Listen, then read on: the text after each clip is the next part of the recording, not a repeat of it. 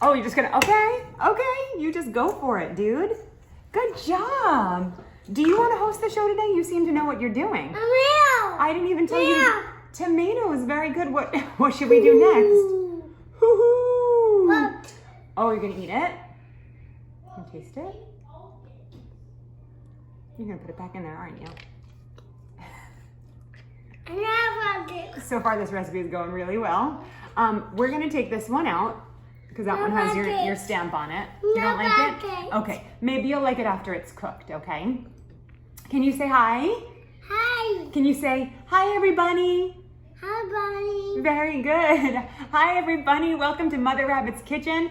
We've got a really special recipe today. It is something that I had never heard of, even though apparently it broke the internet and made grocery stores run out of feta cheese for a while. I was just living under a rock, and also I've never been on TikTok, so that's probably why I've never heard of it. This is what happened.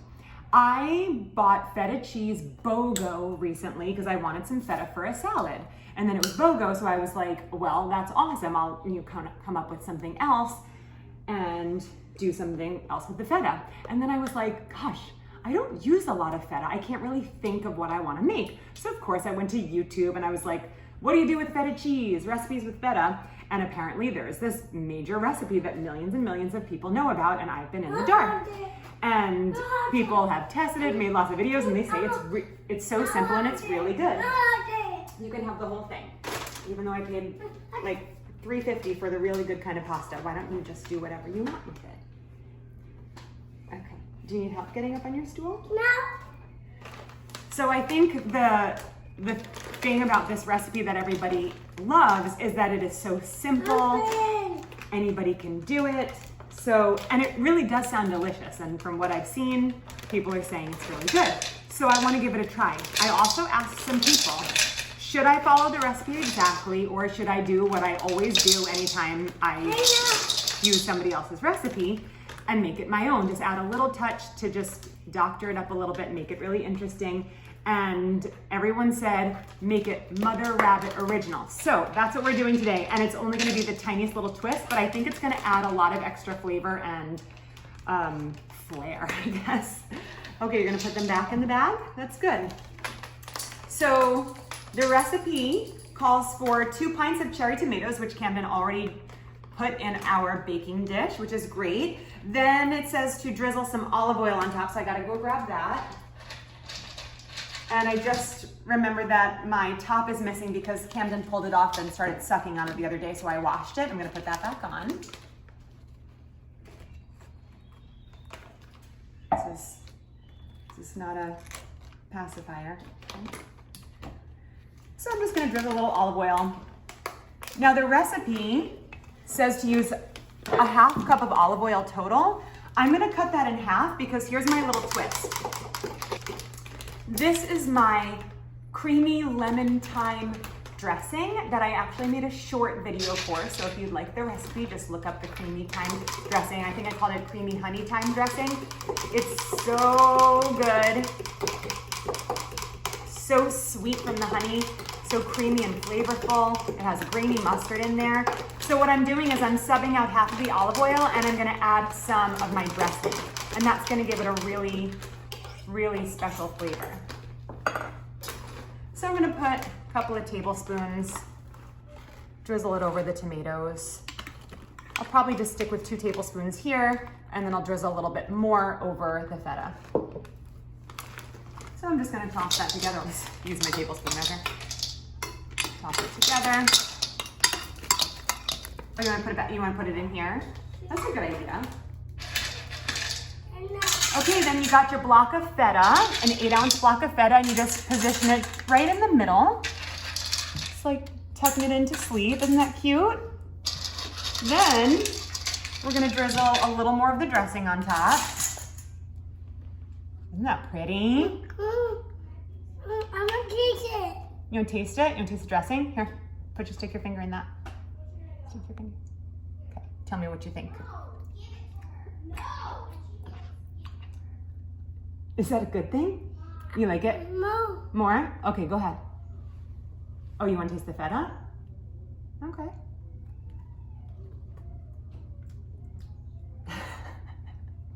The flailing of the arms. Not so much with the feta. Maybe when it's baked, you'll like it better. Oh, okay. I don't like it. But he liked my dressing, and that, you saw that, right? So that's what we're gonna remember about this recipe. All right, so we've got our feta in. And then the interesting thing about this recipe is it does call for 2 cloves of garlic. However, you don't add the garlic until after everything's cooked. I'm a fan of that. I think raw garlic is amazing. And it's not gonna be totally raw because everything's gonna be so hot that it's gonna gently cook the garlic when you throw it all in there. So I think that's a really cool take on adding garlic to this recipe. The other thing is, it says minced garlic, but I am going to mince and then really mash my garlic with some salt to get it really, really fine so that any of that sharp raw garlic flavor does not hinder the balance of the recipe. I'm gonna just drizzle a tiny bit more olive oil over the top. Why not? Make it really yummy. And then just some salt and pepper. You don't want to go too crazy with the salt because feta is very salty. Don't put that in there. This thing is amazing. I got it on Amazon.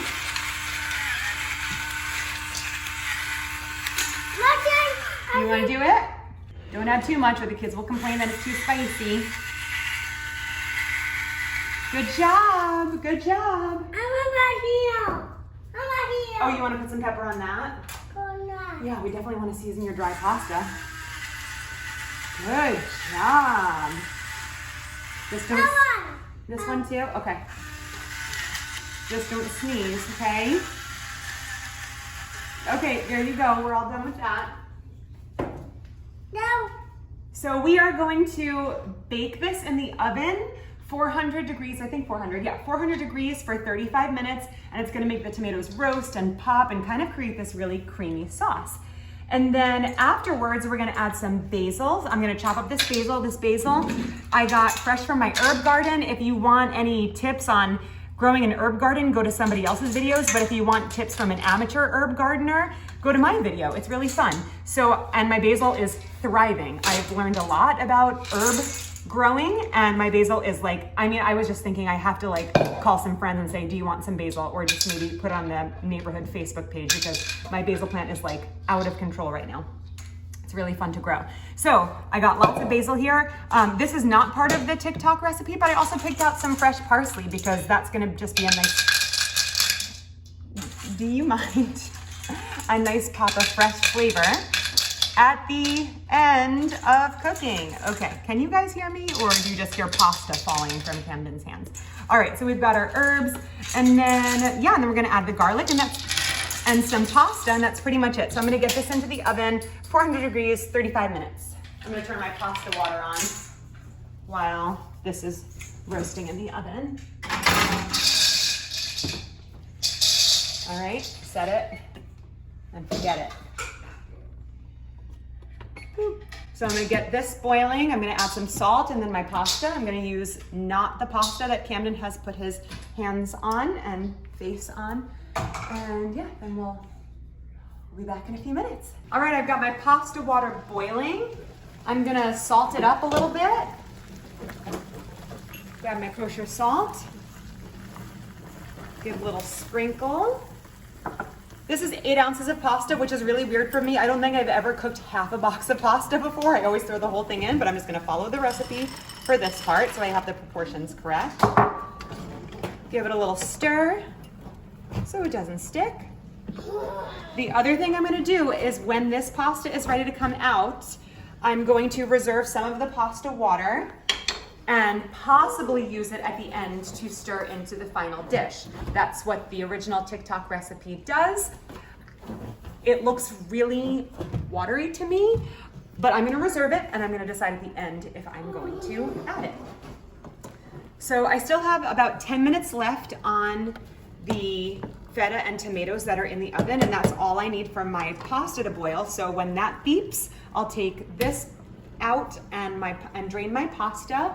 Please don't let me forget to save the pasta water. I can't take it out now, there's no starch in it because I just put the pasta in. You have to take the pasta water out, reserve it with a ladle. You have to take it out at the very end when you're about to drain your pasta.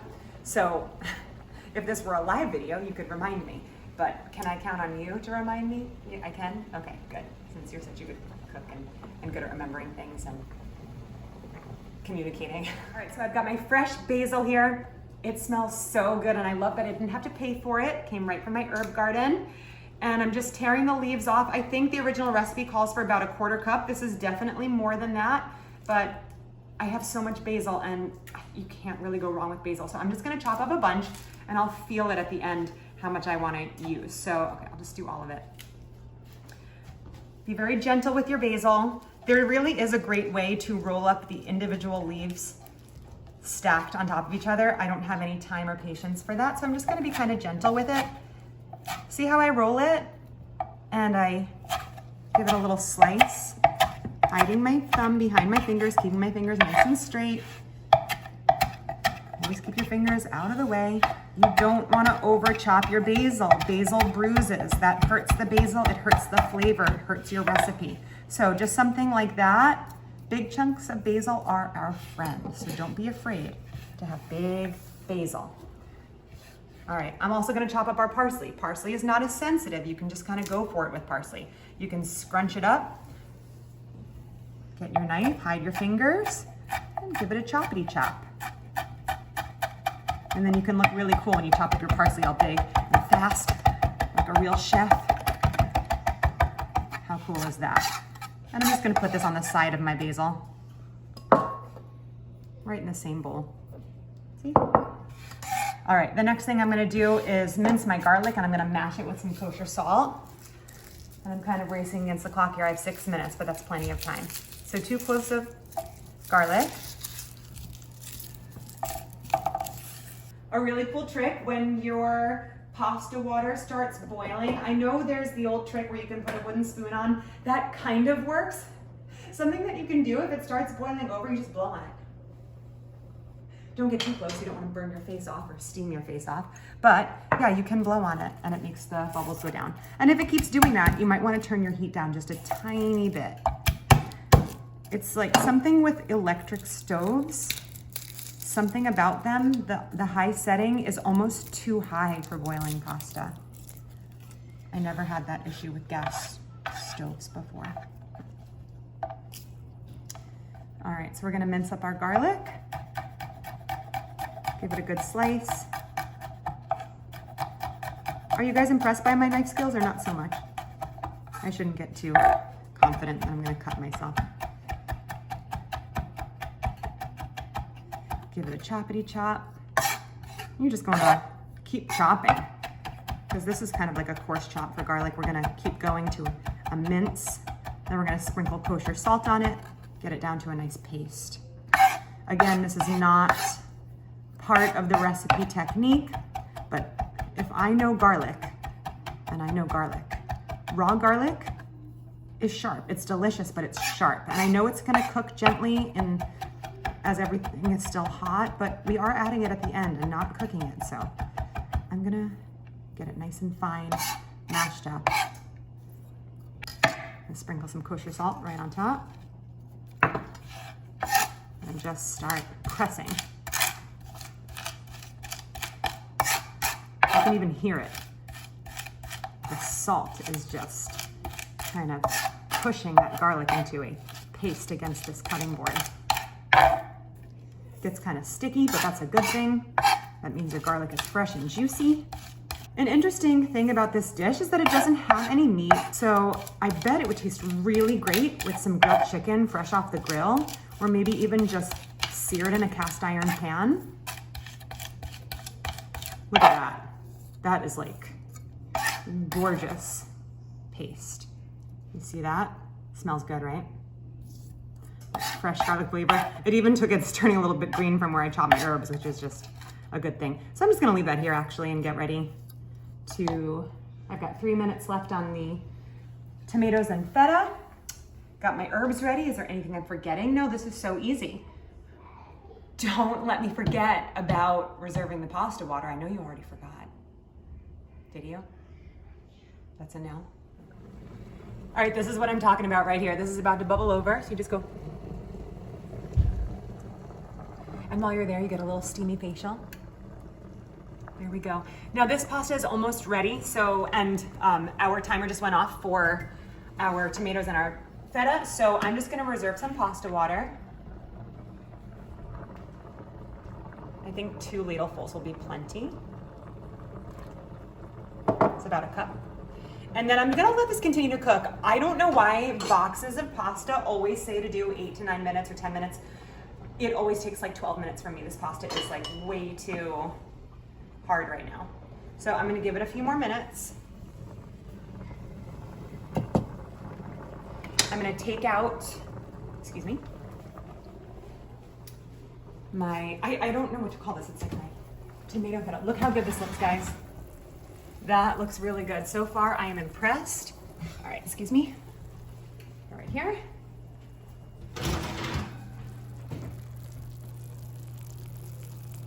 Bubbly and delicious. All right, we're gonna start. Now, this is what it says to do. Now, this is the fun part. Look at this. Look how creamy this is. You just start mashing up the cheese. Who knew feta cheese was so creamy, you guys? I always thought of feta cheese as so dry, and it is, and in a good way. It's very sharp and has a great texture in salads, Greek salads, lots of different kinds of salads with a yummy sweet vinaigrette or a Greek dressing or a yogurt sauce, tzatziki sauce is what it should be called. Now you see how this is already so creamy. I don't see how I'm gonna need to add water, the pasta water. So that's why I'm gonna hold off on it until the end.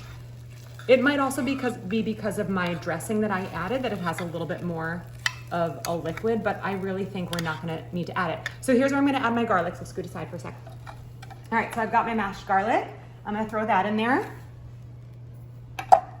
And I'm gonna stir that around. And you know what? This garlic really is gonna cook, just very gently for a minute, because this pan is really hot out of a 400-degree oven. That's gonna be really hot. And this, look, is that gorgeous or what? I'm gonna wait to add my herbs until the end, until I'm ready to put the pasta in. But that looks amazing, and it smells good. Do you think it smells good? Really good. Let me check on my pasta.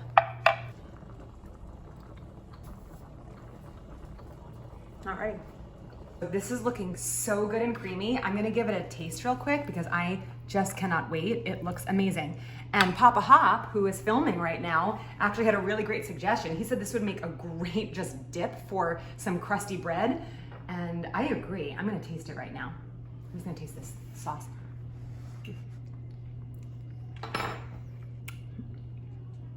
Oh my gosh. It is so good. So good I could cry. And I'm gonna be honest with you, I can taste my dressing in there, and it is phenomenal mixed with that feta. I can taste the lemon and the honey that I have in that dressing.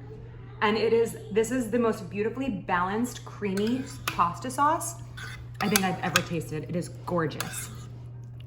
So you guys, try this pasta. And also, my dressing is so easy to make. Go to my short, the recipe's in the description. I can also link that short in this description and just throw the recipe in there also, so you can make that. And then, you know what? If you want to serve this for a fancy dinner, make a big salad on the side and use the dressing for the salad. And hey, if you get your feta on BOGO, you can use feta on the salad too. I mean, I'm just coming up with all these great ideas on the fly.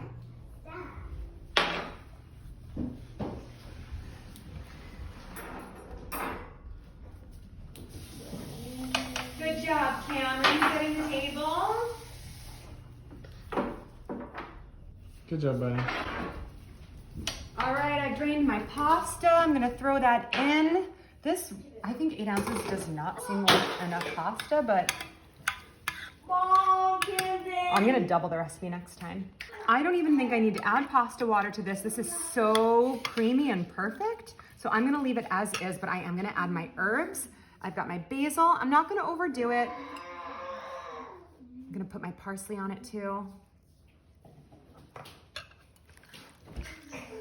And we were just saying, adding grilled chicken to this.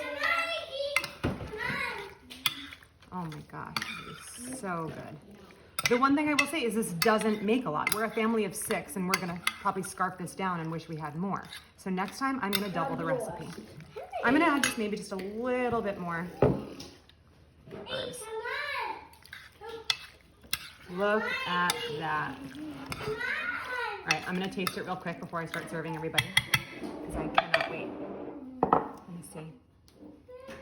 Get some pasta, tomato, all those herbs, and that sauce sticking to everything. I don't think it needs pasta water at all. Wait, you wanted a whole set?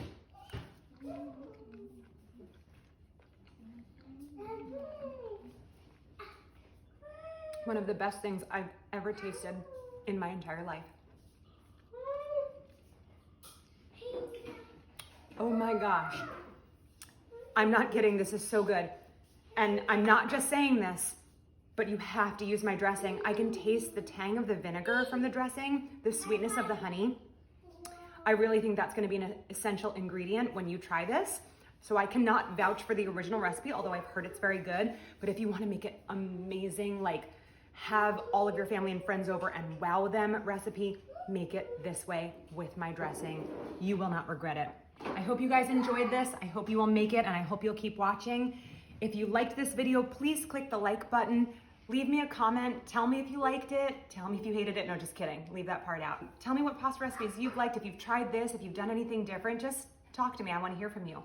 Also, don't forget to hit that subscribe button. Thank you guys. Have a great night. Okay, a few quick thoughts. We just finished dinner and it was amazing. All of the kids loved it except for Andy. He has his texture issues with the fruits and the vegetables and all the things. He doesn't even like mac and cheese. So he doesn't count. But the other 5 of us absolutely devoured it. Okay, remember Camden in the beginning, how when he tried one of the little cherry tomatoes raw, he said, I know and like it. And then he tried a little bit of the feta cheese and I know and like it. And he downed his bowl of pasta and then sat on my lap and ate some of mine. So kid approved, my girls loved it. A few things. Number 1, I take back what I said about adding pasta water. It looked perfectly creamy and liquidy enough when I stirred the pasta. When we brought it over to the table and I started serving it, I noticed that the pasta did start to absorb some of the tomato liquid and the existing stuff. So, and it didn't taste dry or anything like that, but it was very thick. And so next time I do it, I will add just probably 1 ladle full of the pasta water just to thin it out. And as that pasta continues to absorb, it won't get the sauce too thick. There was another thought. What was it? Oh, if you are making this dish as a side dish, then I'd say meat-free, perfect. But if you're gonna serve it as the main dish or your main entree, I would say go ahead and add some either grilled chicken from the grill or some seared chicken in the cast iron pan or a really good pan to get a nice sear on it. I would say add that chicken and it will just be phenomenal. I really want to try this recipe again with a couple of different variations. Maybe some ricotta cheese, different herbs. I don't know. I just think this is a really good base recipe where you could have a lot of fun and be really creative with it. So those are my thoughts. Again, thank you guys for watching and I can't wait to make more recipes with you. We'll see you soon.